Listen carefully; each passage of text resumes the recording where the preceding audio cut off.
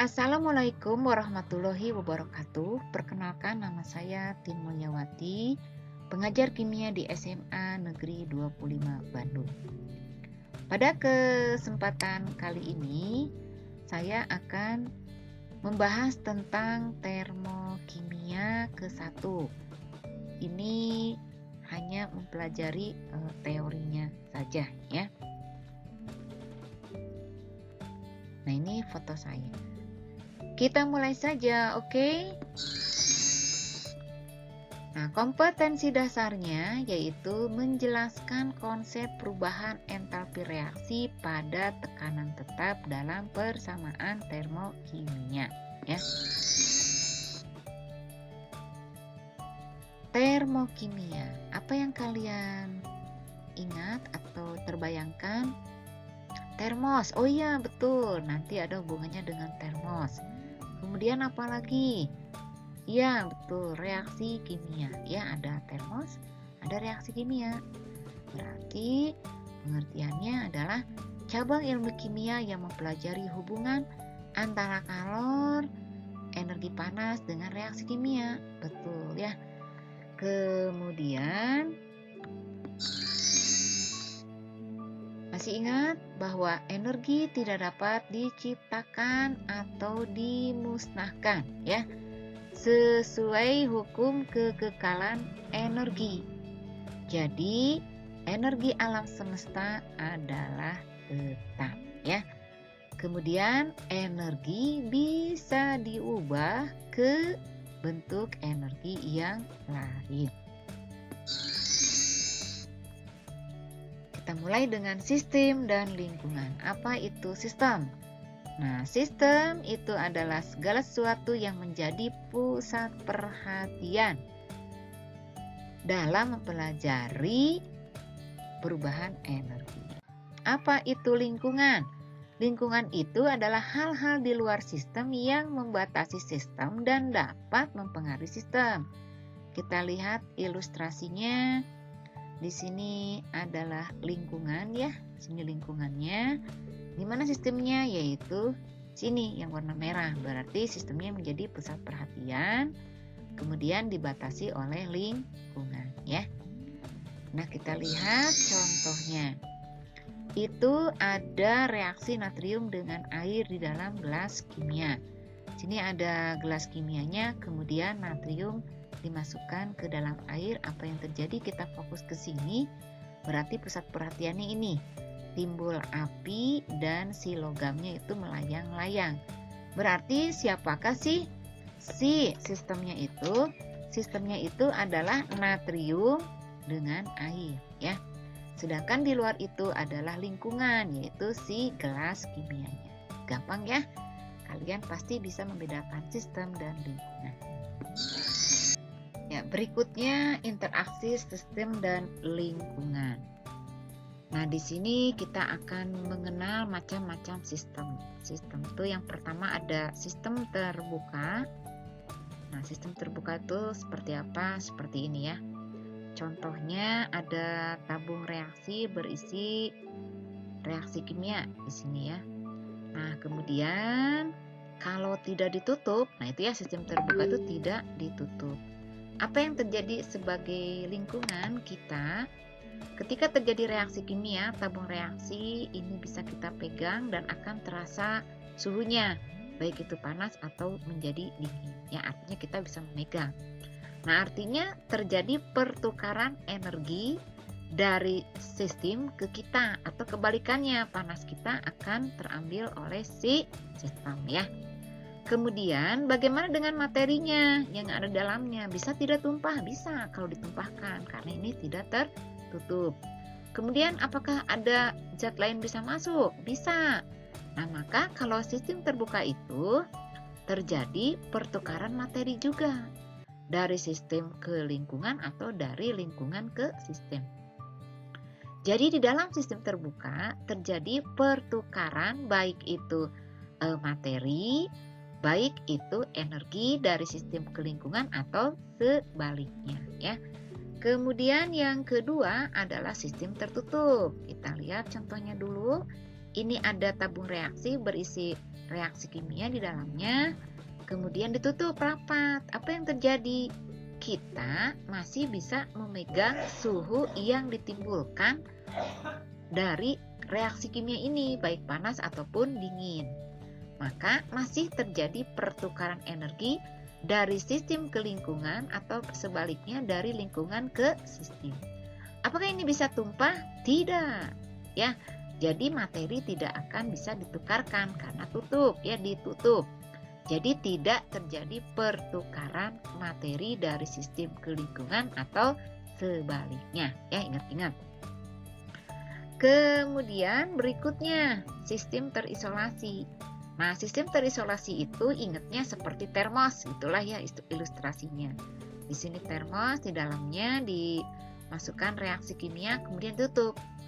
Kita tidak bisa melihat reaksi kimianya seperti apa, suhunya juga apakah naik turunnya juga nggak tahu ya, karena tertutup rapat, tidak terlihat ya.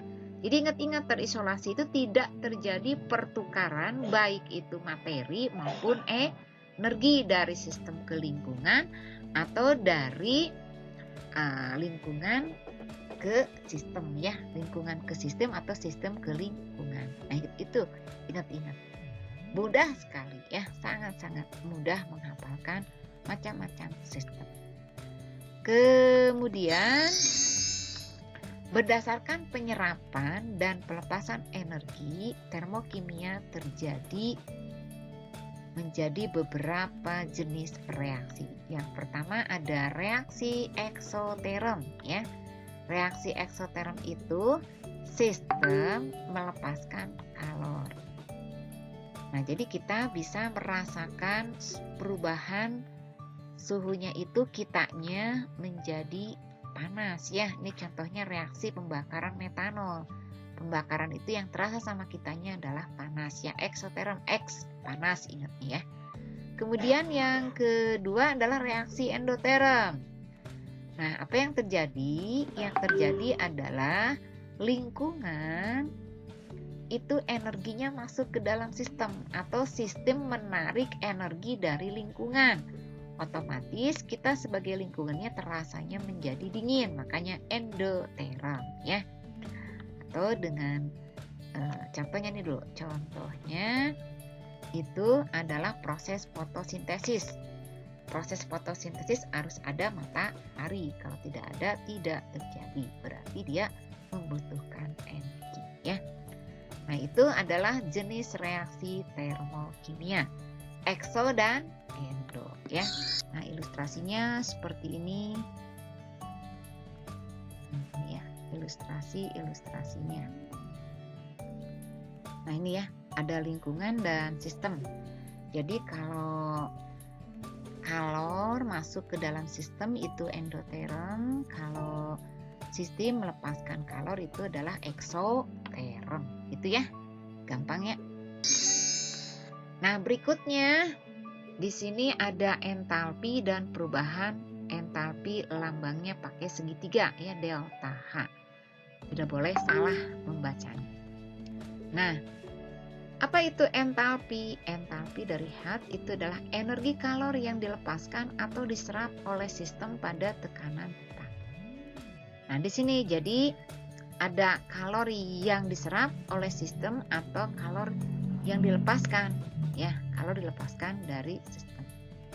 Nah, kemudian entalpi sendiri itu sukar diukur besarannya. Jadi kita hanya bisa melihat perubahan entalpinya, delta H-nya. Jadi dapat ditentukan nilainya. Perubahan entalpi itu bergantung pada keadaan awal dan keadaan akhir sistem. Awal itu adalah reaksi, akhir itu adalah hasilnya gitu ya, setelah direaksikan. Nah, kita lihat jadi delta H reaksi itu adalah selisih antara delta H akhir hasil reaksi dikurangi dengan delta H awal bereaksi. Gampang ya, delta H reaksi adalah delta H akhir dikurangi dengan delta H awal. Sekarang kita perjelas. Eksoterm, endoterm itu apa? Nah, kita lihat Reaksi eksoterm itu terjadi perpindahan kalor dari sistem ke lingkungan, ya. Kemudian delta H hasilnya lebih kecil daripada delta H bereaksi. Maka delta H-nya nanti berharga negatif, kurang dari 0. Kemudian diagramnya seperti ini, perhatikan tanda panahnya, delta H-nya ke bawah, berarti dia negatif. Produknya ada di bawah, reaktannya ada di atas, ya. Apa yang terjadi di reaksi eksoterm tadi, suhu akhir itu lebih tinggi, maka yang terasa sama kita sebagai lingkungan adalah panas dibandingkan dengan keadaan awalnya suhunya lebih rendah. Jadi T1-nya suhunya si reaktannya lebih kecil dibandingkan dengan produknya. Jadi ingat-ingat eksoterm itu panas, ya. Kita sebagai lingkungannya menjadi panas. Nah, kemudian ini adalah gambaran tingkat energinya, ya, diagram tingkat energinya ini. Jadi reaksinya itu ada di sini, harganya lebih tinggi dibandingkan dengan si hasil reaksinya, ya. Kemudian di sini ada energi aktivasi, nanti dipelajari lebih lanjut. Lihat harganya seperti ini, ya, dari puncaknya ke reaksi segini. Nanti ingat-ingat dengan yang endoterm.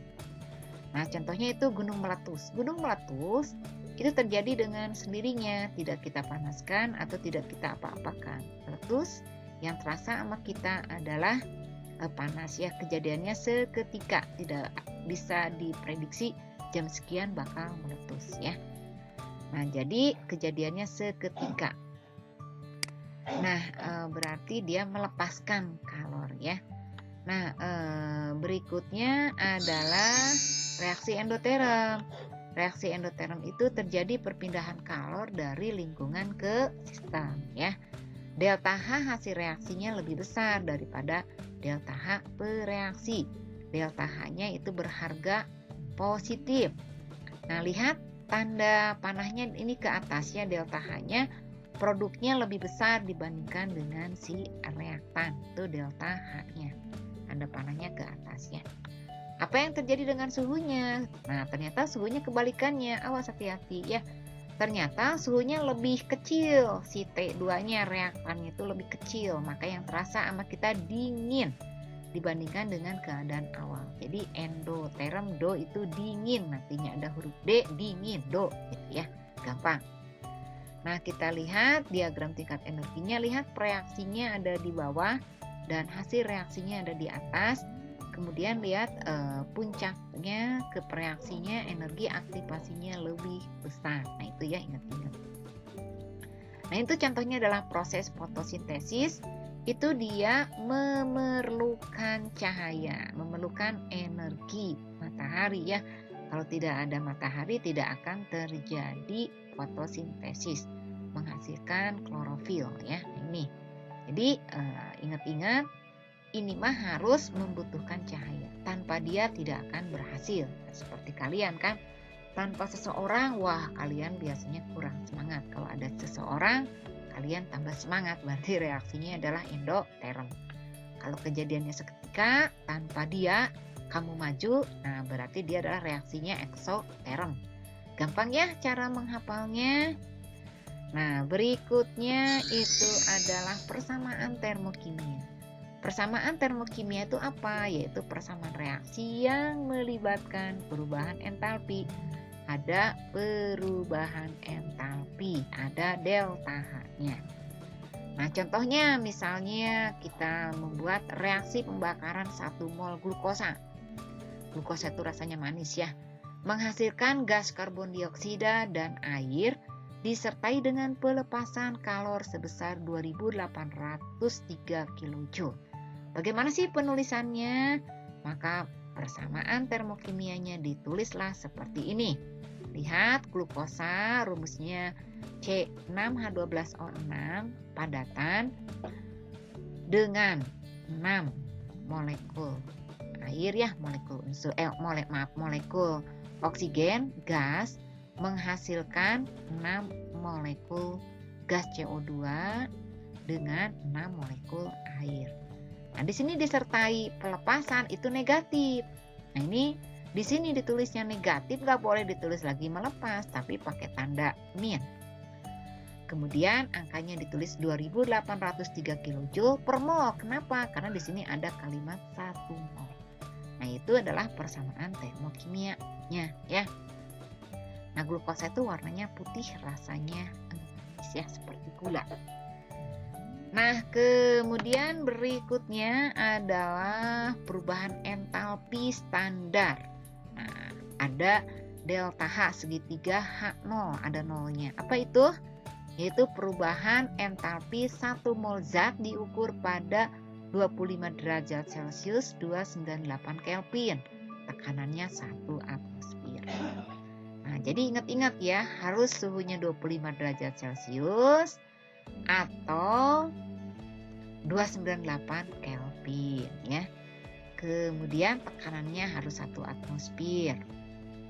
Nah, terus zatnya itu harus 1 mol. Di sini zatnya bisa berupa senyawa atau unsur ya. Nah, jadi ingat 1 atmosfer 1 mol zat ya. Gampang? Gampang.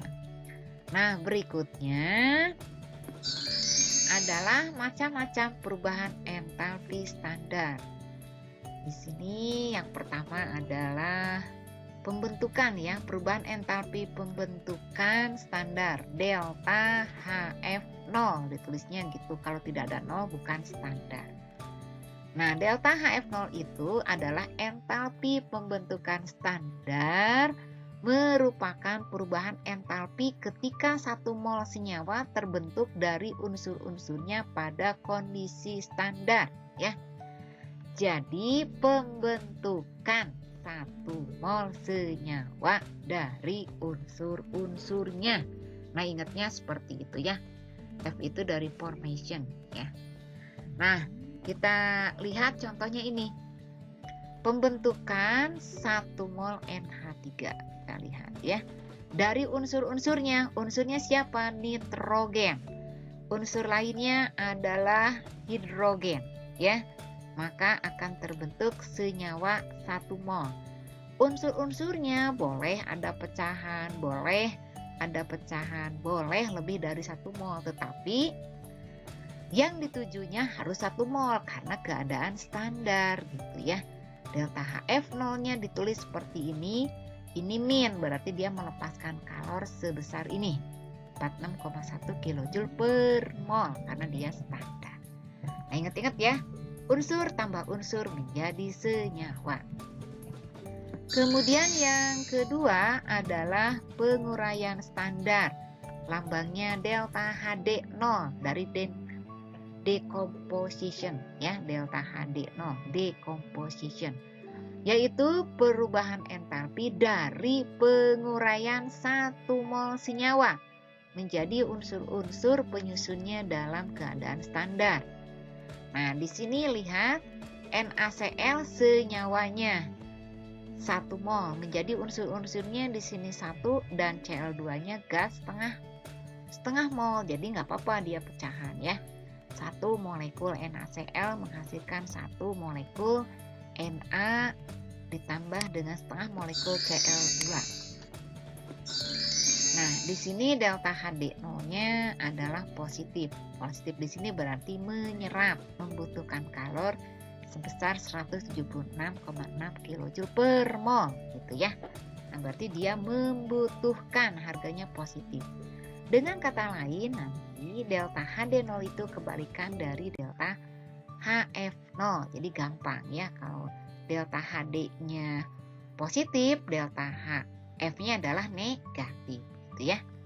Kita lanjutkan adalah delta HC0, perubahan entalpi pembakaran standar. Nah, ini lambangnya, yaitu perubahan entalpi ketika 1 mol zat bereaksi sempurna dengan oksigen yang terjadi pada keadaan standar. Jadi zat di sini bisa unsur, bisa senyawa. Ya, contohnya di sini adalah pembakaran magnesium. 1 molnya magnesium, oksigennya boleh berapapun, di sini setengahnya, tetapi harus sempurna ya, menghasilkan MgO padatan. Delta HC0-nya min, berarti dia melepaskan, berarti dia menghasilkan panas 601,7 kJ per mol.